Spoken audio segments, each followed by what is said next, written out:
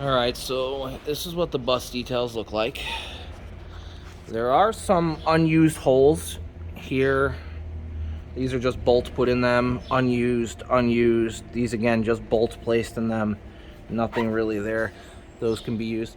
So on most of the gear that we have, they all have some random holes.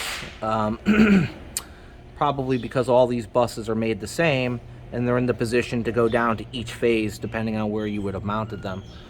So depending on your gear, you know, these are probably the easiest places to grab the very end of a section.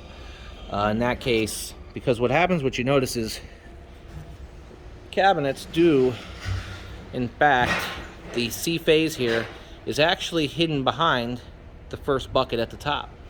So if you were to go ahead and remove or open this front door, you have an isolation plate. That plate can be removed, a couple of screws. So far so easy. But what happens is C phase is actually living somewhere down here.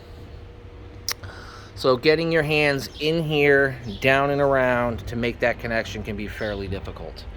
So the recommendation would be to come to the end of your MCC, which is hopefully only a couple of cubicles away.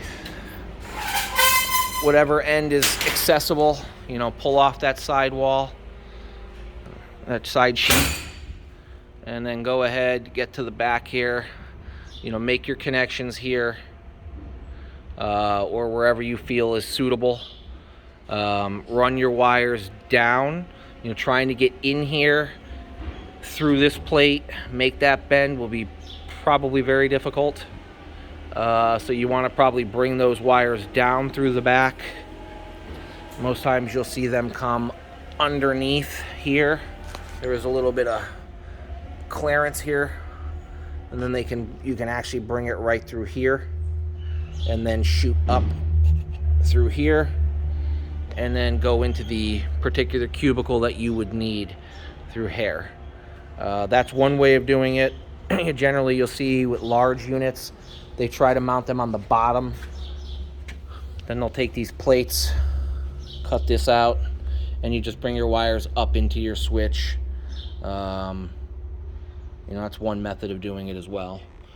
You know, there is some knockouts here that you could potentially run through. Though generally it's probably more recommended to go up through the bottom and go up in through the wire channel.